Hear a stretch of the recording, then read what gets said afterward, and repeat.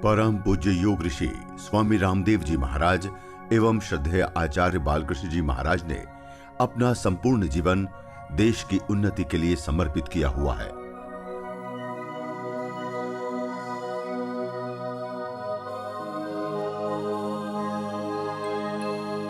दिव्य योग मंदिर ट्रस्ट, पतंजलि योग पीठ ट्रस्ट व अन्य संगठनों के माध्यम से योग, आयुर्वेद, स्वदेशी व वैदिक संस्कृति के उत्थान का कार्य पूज्य स्वामी जी व श्रद्धेय आचार्य जी के मार्गदर्शन में विगत 2 दशकों से चल रहा है। संस्थान योग, आयुर्वेद व स्वदेशी के दर्शन के साथ साथ ग्रामीण भारत के विकास के लिए निरंतर प्रयासरत है। पूज्य स्वामी जी व श्रद्धेय आचार्य जी का मानना है कि ग्रामीण भारत के विकास में शिक्षा महत्वपूर्ण है। पब्लिक स्कूल समाज में संपन्न वर्ग को ही ध्यान में रखकर चल रही हैं। सरकारी स्कूल संसाधनों की कमी के चलते उस तरह की शिक्षा उपलब्ध नहीं करवा पा रहे हैं। इसी बात को मद्देनजर रखते हुए पतंजलि योग पीठ ने मुजफ्फरनगर जिले के चंदेड़ी ग्राम स्थित आदर्श विद्यालय को गोद लिया और उस स्कूल में आधुनिक शिक्षा के लिए जरूरी संसाधन उपलब्ध कराकर नवीन रूप दिया। गत 2 फरवरी को ग्राम चंदेड़ी के इस नवीनीकृत आदर्श विद्यालय का लोकार्पण करने श्रद्धेय आचार्य जी जब वहां पहुंचे तो पूरे गांव के लोग बैंड बाजे के साथ आचार्य जी के स्वागत में खड़े थे।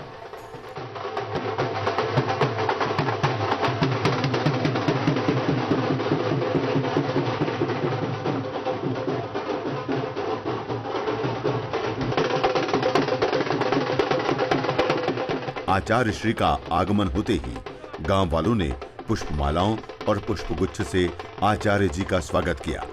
इसके पश्चात शिक्षा अधिकारी, क्षेत्रीय नेतागण एवं गांव के अन्य गणमान्य लोगों के मध्य नवीनीकृत चंदेड़ी आदर्श विद्यालय का लोकार्पण आचार्य श्री ने अपने कर कमलों से किया।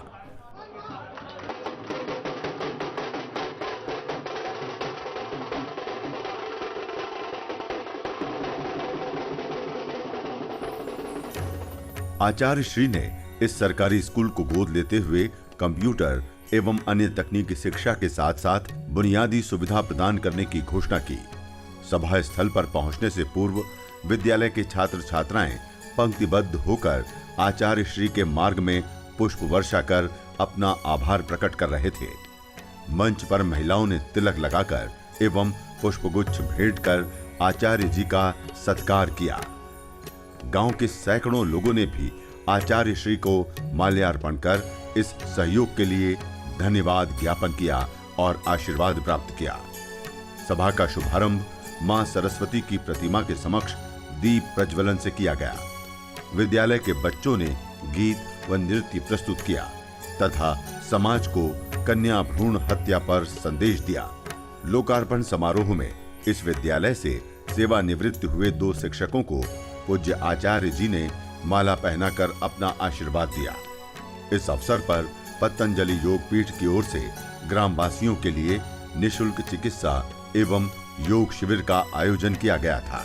इसके पश्चात कार्यक्रम में उपस्थित लोगों ने अपने विचार प्रकट करते हुए आचार्य श्री को धन्यवाद दिया। प्रस्तुत है कार्यक्रम के मुख्य अंश। हमारे अधिकारी महोदय श्रीमान के सिंह जी से अनुरोध करता हूं कि वे मंच पर आए और आशीर्वाद स्वरूप और हमें भविष्य का रास्ता दिखाने के लिए हमें 2 शब्द कहकर हमें लाभान्वित करें। धन्यवाद श्रीमान। आज इस चंदेड़ी ग्राम में लोकार्पण कार्यक्रम के मुख्य अतिथि सर्वश्री आचार्य जी, मंचासीन सभी सम्मानित जन, वाकई आज मेरे लिए बहुत सौभाग्य का दिन है कि जिन्हें मैं टीवी पर देखता था आज मैं उनसे हाथ मिलाया हूं। और आस्था पे जब कार्यक्रम आता था मैं बड़े ध्यान से देखता था कि आचार्य जी कैसे बोलते हैं और क्या क्या हर एक पौधे की खूबियां बताते हैं। जब मेरे सामने इस चंदेड़ी गांव का प्रस्ताव आया, मेरे शिक्षा मित्र ने मुझे फोन किया कि सर हमारे गांव में आचार्य जी गोद लेना चाहते हैं स्कूल को और पैसा खर्च करेंगे, तो मुझे पहले विश्वास नहीं हुआ, क्योंकि आज की तारीख में जो सरकारी विद्यालय हैं उससे लोग दूर जा रहे हैं। हमारा समाज दूर हो गया है। लोगों का विश्वास सरकारी विद्यालयों से उठ गया है। ऐसी स्थिति में अगर कोई बात होती है कि एक पहल होती है तो विश्वास जल्दी से नहीं किया जा सकता था। लेकिन ये लोग मेरे पास गांव के आए, देवेंद्र जी आए, शीशा जी आए, बाकी गांव स्कूल के लोग आए। उन्होंने कहा कि कैसे हो सकता है। तो मैंने कहा कि आपको अगर स्कूल में करना है, आप जो लिखवाना चाहते हैं, जैसा लिखवाना चाहते हैं, इसमें सरकारी नियम कहीं बाधे नहीं आएंगे। किसी प्रकार का कोई भी कानून आपके इस अच्छे प्रयास में बाधा उत्पन्न नहीं करेगा। और सहर्ष अनुमति हम लोगों ने दी। क्यों दी? इसके पीछे हमारा अपना स्वार्थ था, विभाग का स्वार्थ था कि विभाग के जो स्कूल हैं जिन पर समाज विश्वास करना बंद कर दिया है, उसे हम पुनः पाने के लिए एक शुरुआत कर सकते थे। आचार्य जी एक बहुत बड़ा नाम है अपने आप में। आचार्य जी का हमारे लिए एक मंच की भूमिका निभा सकते हैं। आचार्य जी एक आइकॉन की भूमिका निभा सकते हैं और समाज को एक संदेश दे सकते हैं कि अगर चंदेड़ी गांव का स्कूल का सुधार हो सकता है तो आसपास के गांवों का स्कूल सुधार क्यों नहीं हो सकता। यहां समाज के सभी लोग बैठे हुए हैं। आप सबको पता है कि आज के 20 साल पहले, 30 साल पहले जितने भी आईएएस, पीसीएस, बड़े बड़े राजनेता वो पैदा हुए, वो किसकी देन थे? वो इन्हीं सरकारी स्कूलों की देन थे। लेकिन आज विडंबना क्या है? आज हम अपना सामाजिक स्तर तय कहां करते हैं कि हमारा बच्चा कौन से पब्लिक स्कूल में पढ़ता है, जबकि जो हमारे अध्यापक हैं सबसे योग्य अध्यापक है। MSc, PhD, MTech, BTech, MBA, BCA हमारे पास है। लेकिन ये समाज की दूरी और थोड़ी सी विभाग की कमी, इससे ये सब स्कूल जो इनका अपना स्थान था उसे खो दिए। तो मेरा आप सबसे यही अनुरोध है कि आप अपने गांव में, जिस भी गांव के बाद अपने सरकारी स्कूल में जरूर जाएं, ये देखने जाएं कि पढ़ाई हो रही कि नहीं हो रही, अध्यापक आ रहा है कि नहीं आ रहा है। अगर आ रहा है तो वो क्या कर रहा है, पढ़ा रहा है कि नहीं पढ़ा रहा है। जब तक हमारा ये समाज नहीं जुड़ेगा, आप लोग नहीं जुड़ेंगे, कोई भी कार्यक्रम, कोई भी व्यवस्था चल नहीं पाती। इसी का परिणाम है कि आज प्राइवेट स्कूल, पब्लिक स्कूल मनमानी करने लगे हैं, बहुत ज्यादा फीस ले रहे हैं, जबकि हमारे यहाँ निःशुल्क व्यवस्था है।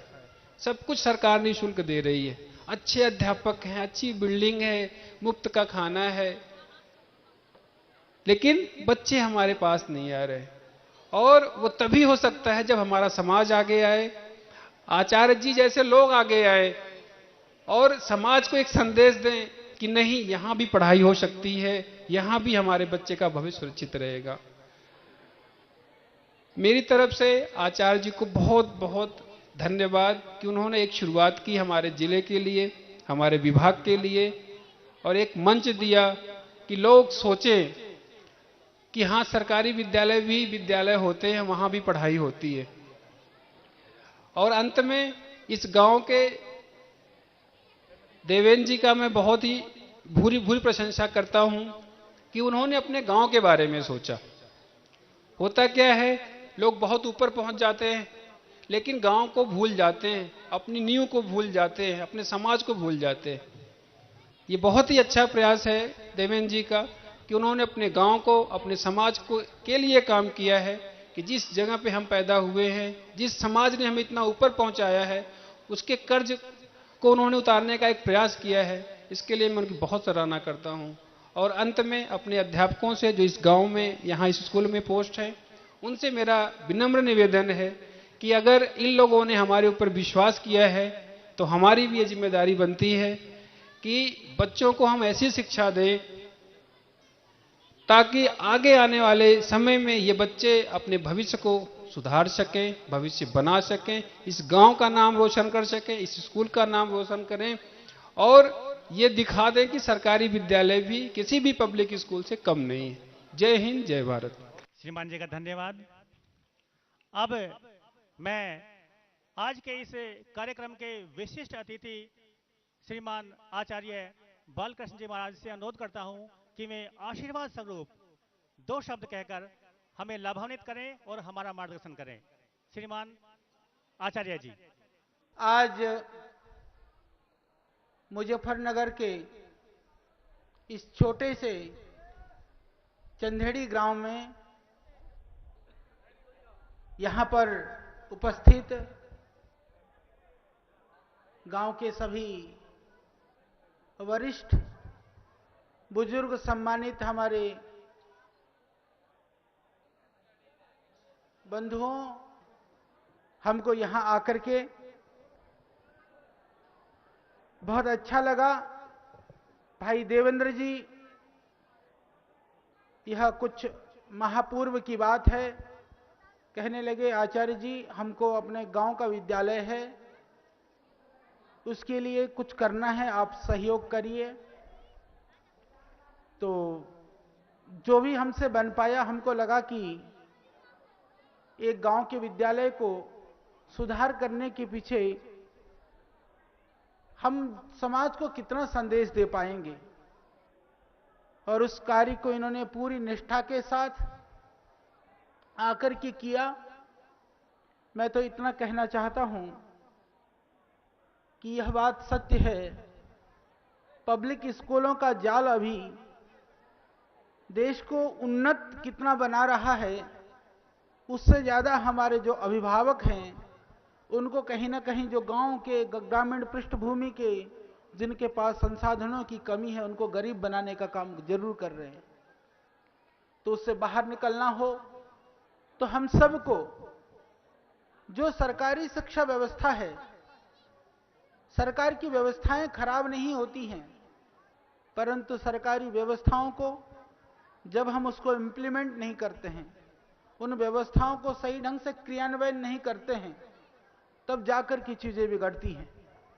तो उसको ठीक करने के लिए जो मूलभूत चीजें हैं, छोटी छोटी चीजें हैं, उनको ठीक करने से कितना आमूलचूल परिवर्तन हो सकता है। हमारे माननीय अध्यापक गण वही हैं जो पढ़ाते थे। सरकार की व्यवस्था का, सिस्टम का यह पार्ट है, पर थोड़ा सा सहयोग देने से, यहां पर मैंने पूछा कितने विद्यार्थी पहले पढ़ते थे, पहले यहां पर लगभग 150 विद्यार्थी पढ़ते थे। थोड़ा सा प्रयास करने से यह 5-6 महीने के अंदर, क्योंकि एडमिशन पहले हो चुके थे, लगभग विद्यार्थी 285 विद्यार्थी यहां पर, लगभग दुगुने विद्यार्थी एक विद्यालय में हुए हैं। यह उदाहरण है कि यदि सरकारी व्यवस्था को थोड़ा सा दुरुस्त किया जाए, स्किल को थोड़ा सा ठीक किया जाए, तो विद्यार्थियों को बढ़ाया जा सकता है। हम यही चाहते हैं कि जो आपके मन में भी बहुत भावनाएं होंगी, बहुत संवेदनाएं होंगी, बहुत सोच होगी कि हम इस माटी से, यहाँ की भिनी भिनी सौंधी खुशबू से निकल करके गांव से देश के विभिन्न क्षेत्रों में, विदेशों में भी पहुंचे होंगे। हम जब विदेशों में जाते हैं, हमने बहुत लोगों को देखा है जिनको बहुत गांव की याद आती है, जिन मिट्टी में वो पले बढ़े उनको हमेशा याद करते हैं। उनके जीवन में व्यस्तता है, वो बड़े बड़े पोस्ट पर, पदों पर हैं, पर वो अपने गांव को कभी भूला नहीं पाते हैं। पर वह गांव के लिए कुछ करना भी चाहते हैं, वो चाहते हैं कि हम गांव के लिए कुछ करें, पर उनको समझ में नहीं आता है कि गांव के लिए हम क्या करें। उन लोगों के लिए, देश और दुनिया में रहने वाले ग्रामीण पृष्ठभूमि से जुड़े हुए उन हजारों भाई बहनों को मैं ये निवेदन करना चाहता हूं, चंदेड़ी एक उदाहरण के रूप में हम पूरे देश के लोग देखें कि एक छोटे से गांव के स्कूल का सुधार कर देने से यदि गांव के बच्चों की संख्या इतनी बढ़ सकती है और शिक्षा का स्तर इतना उन्नत हो सकता है, यदि देश के सभी लोग लग जाएं अपने अपने गांव को सुधारने के लिए, तो एक दिन में हम पूरे देश को सुधार सकते हैं। गांव को सुधारने का आधार, हम गांव को कैसे सुधारें? गांव को सुधारने के लिए हमको शिक्षा में सुधार करने की जरूरत है। शिक्षा के सुधार के लिए हम क्या करें? जो गांव का विद्यालय है उस भवन को सुधार करें। गांव के जो हमारे शिक्षक बंधु हैं वो पढ़ाना चाहते हैं, परंतु पढ़ने का वातावरण और माहौल तैयार करें। पहले गांव में अध्यापक को सबसे पूजनीय माना जाता था। अध्यापक जिधर भी निकल जाता था लोग उसको बड़े सम्मान और आदर की दृष्टि से देखते थे, क्योंकि हम जानते थे कि संस्कार और शिक्षा का आधार वह विद्यालय है। आज वो भावना लुप्त हो गई है, तो हमको भी अपने अंदर वो भावनाएं लानी होंगी। उस भावना को जन तक पहुंचाने के लिए प्रयासशील रहना होगा। तो यदि हम ऐसा प्रयास करें, हमने देखा यहाँ पर हमने कुछ नए कंप्यूटर, कुछ पुराने कंप्यूटर्स, 15 के लगभग कंप्यूटर लैब बहुत बढ़िया बन गया, लगभग 15 लाख रुपया। और देवेंद्र ने अपने तरफ से कितना लगाया मुझे पता नहीं, पतंजलि का योगदान रहा। उस योगदान से इस भवन को देख रहे हैं, ऐसा लगता है कि कोई गांव का प्राइवेट स्कूल भी होगा तो उससे कम नहीं है, उससे बढ़िया यह स्कूल दिख रहा है।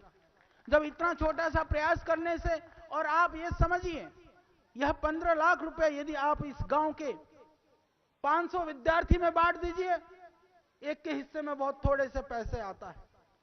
मैं ये कहना चाहता हूं कि हम इससे एक संदेश देना चाहते हैं। महात्मा गांधी जी ने पूरे देश को आजाद कराने में उनका बड़ा योगदान था, पर हम महात्मा गांधी को स्वदेशी के रूप में, खादी के रूप में भी पहचानते हैं। महात्मा गांधी जी ने चरखा काट करके, हमको नहीं पता कितने लोगों को वस्त्र पहनाया, पर महात्मा गांधी ने चरखा काट करके खादी और स्वदेशी का संदेश पूरी दुनिया को दिया। तो कुछ कार्य का परिणाम संदेश के रूप में भी बहुत बड़ा होता है और उसका लाभ भी पूरे गांव को मिलता है। तो आप देख रहे हैं, यहां से हमने एक गांव को एक सुधारने का, एक गांव को सुंदर बनाने के लिए हमने इस विद्यालय को पकड़ा। बहुत सारे भाई बहन ऐसे हैं जो हमसे बार बार पूछते हैं कि हम भी गांव में कुछ करना चाहते हैं। उन सबसे मेरा निवेदन है कि आज चंदेड़ी गांव को उदाहरण के रूप में हम रखते हुए मैं उन सभी देशवासियों से प्रार्थना करता हूं, आज लोगों के घरों में, क्योंकि जो पहले कंप्यूटर रखते थे बड़े बड़े, वो कंप्यूटर की जगह लैपटॉप आ गए हैं, लैपटॉप की जगह डेस्कटॉप आ गए हैं, उसके जगह पर टैबलेट आ गया है, न जाने और क्या क्या आ गया है। तुम्हारे घर में पुराना भी कंप्यूटर पड़ा हुआ है और मित्र बांधवों के पास भी पड़े हुए हैं। 10-15 कंप्यूटर इकट्ठा करिए, गांव के इस स्कूल के अंदर में, सरकारी स्कूल में एक कंप्यूटर लैब बना दीजिए और सब भाई बंधु मिलकर के जितना भी हो सकता है चंदा इकट्ठा करिए। इन विद्यालयों में दरवाजे नहीं थे, दरवाजे लगाइए, शौचालय नहीं है, शौचालय बनाइए। यदि देश के लोग खड़े हो जाएंगे तो एक दिन के अंदर हम इस व्यवस्था को ठीक कर सकते हैं। हमारे हृदय में संवेदना है, भावना है, पर मैं मानता हूं कि ऐसी संवेदना, भावना वाले लाखों लाखों लोग इस देश के अंदर हैं, जो सामर्थ्यवान भी हैं, जो बहुत, मुझको स्मरण है हमारे यहाँ डॉक्टर गुप्ता जी आते हैं, वो अभी यूके के अंदर हैं। वो आए तो कहने लगे, आचार्य जी जब हम गांव से निकल करके यूके के लिए गए, हमारे पास 6 पाउंड थे, मुश्किल से वहां पर हम कैसे काम करें, किस तरह से हम अपने जीवन को निभाएं, हमारे पास कोई साधन नहीं था। भगवान की कृपा से आज हम समृद्धशाली हैं। मैं कुछ करना चाहता हूं। पतंजलि योगपीठ में आए, उन्होंने एक ट्रस्ट बना करके पतंजलि विश्वविद्यालय में अन्यत्र पढ़ने वाले गरीब विद्यार्थियों के लिए उन्होंने छात्रवृत्ति की व्यवस्था करी, उनको एक आधार मिल गया। तो हम चाहते हैं, हमारी पतंजलि योग समिति के भी सभी हमारे भाई बंधु इस क्षेत्र के बैठे हुए हैं, पतंजलि योगपीठ के माध्यम से, पतंजलि योग समिति के माध्यम से पूरे देश के अंदर जितने भी सरकारी स्कूल हैं, जिन स्कूलों में संसाधन की कमी है और जो लोग सहयोग करना चाहते हैं, उनके बीच में एक सेतु का कार्य, एक कड़ी का काम पतंजलि योगपीठ बन सकता है और हम उसको स्थापित कर सकते हैं। एक व्यक्ति के द्वारा, एक संस्था के द्वारा बड़ा काम होना, स्वयं के द्वारा होना उतना संभव ना भी हो, पर यदि हम साथ जुड़ जाएं तो वह कार्य होना कोई कठिन काम नहीं है। तो इसी भाव से इसको देखने के लिए व्यस्तता रहती है, बहुत काम होते हैं, पर हमारे मन में था कि हम इस उदाहरण को, क्योंकि इस तरह का हमारा भी यह पहला प्रयास है कि एक सरकारी स्कूल को, और मैं बेसिक शिक्षा अधिकारी महोदय का जवान है, युवा हैं, उत्साही हैं, क्योंकि सरकारी सिस्टम कभी कभी सहयोग की जगह बाधक पहुंचाता है। आपने सहयोग किया, इसके लिए मैं आपको बहुत धन्यवाद करता हूं। और मैं तो इसलिए आया हूं, सच मानिए, मैं इधर देख रहा हूं नरेश जी हैं, इधर सुभाष जी हैं, बहुत सारी शक्ल ऐसी हैं, बहुत सारे बंधुओं को, इधर हमारे तोमर जी बैठे हैं, ये सारे लोग ऐसे हैं कि जिनको मैं 20 साल से जानता हूं। ये क्षेत्र भी कुछ अपना अपना सा लगता है, क्योंकि इधर चाहे भारसी की बात हो, उधर पूजना की बात हो, उधर कई सारे गांव में हमने बड़े शिविर लगाए। 20 साल पहले इधर हम बड़े घूमते थे, बड़े हमने लोगों के लिए सेवा का कार्य किया। मुझको पता चला कि स्कूल का हमको ये कार्यक्रम करना है, तो वैद्यों को हमने सबसे पहले भेजा, क्योंकि हम जाएंगे तो लोग कहेंगे आचार्य जी दवाई बता दो। अब आचार्य जी के कई हाथ हो गए हैं, तो हमने कहा कि अब हम कर पाए ना कर पाए, पर हमारी टीम सुबह से यहाँ पर निःशुल्क चिकित्सा सेवा के लिए उपलब्ध है। तो हमारी भावनाएं, हमारी संवेदनाएं हमेशा आपके साथ है। आपका प्यार हम हमेशा महसूस करते हैं। सभी बड़े बुजुर्गों का बहुत आशीर्वाद है, बहुत आपकी भावनाएं हैं, संवेदनाएं हैं। श्रद्धेय स्वामी जी के द्वारा जो एक अभियान, पूरे राष्ट्र जागरण का अभियान जो देश के अंदर व्यवस्था परिवर्तन के लिए प्रारंभ किया गया, बहुत कठिन अभियान था, बड़ा संघर्ष का कार्य था।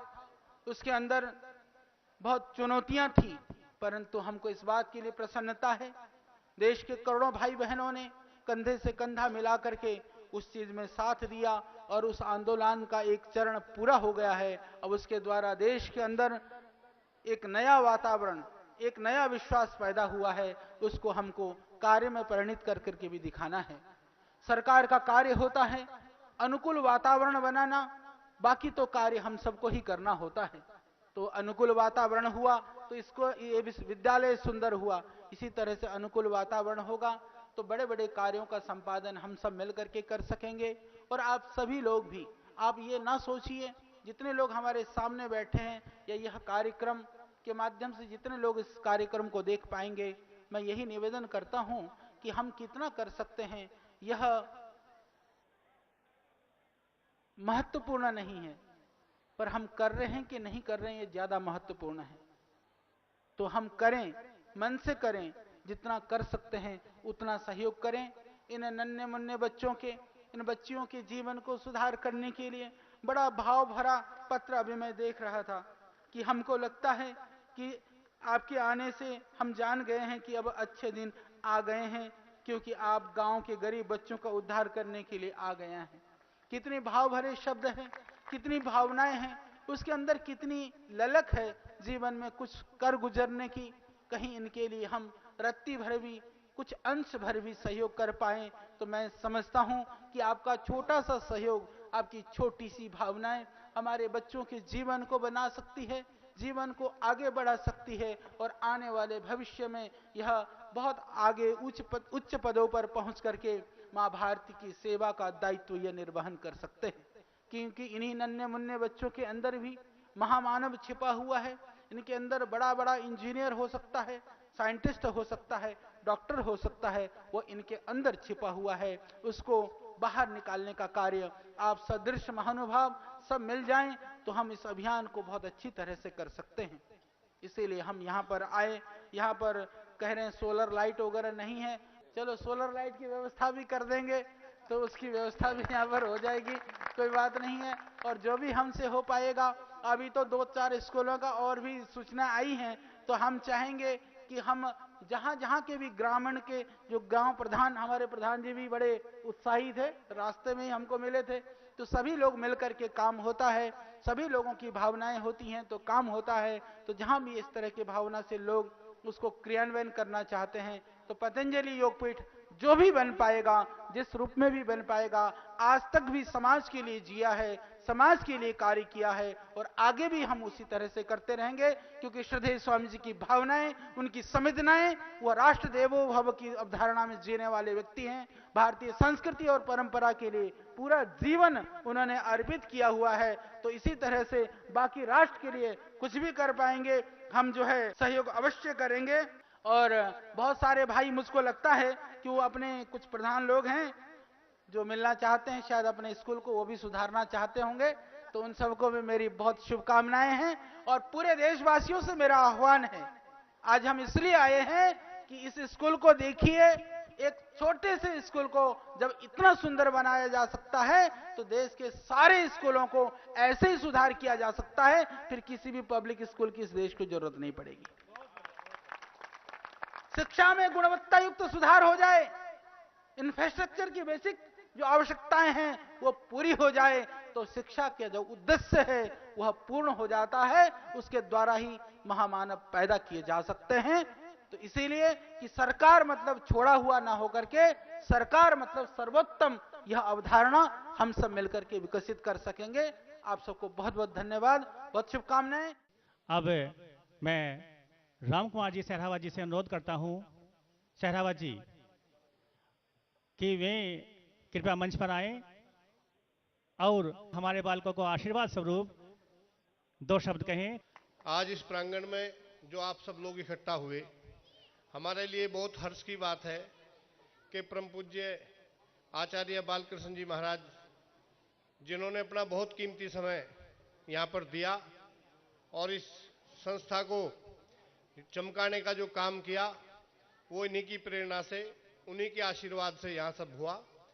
दूसरे हमारे अतिथि बेसिक शिक्षा अधिकारी महोदय बैठे हुए हैं, मैं भी उनके बारे में महसूस भी करता हूँ, सुनता भी रहता हूँ कि इस जिले के अंदर शिक्षा का व्यवस्था को सुधारने का भरपूर प्रयास वो कर रहे हैं।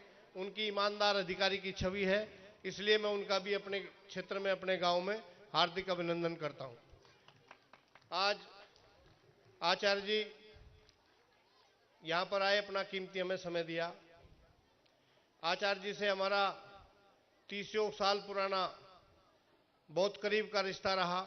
हम लोगों को शुरू से समाज सेवा की जो प्रेरणा मिलती रही, वो शुरू से आचार्य जी का हमारे ऊपर आशीर्वाद रहा।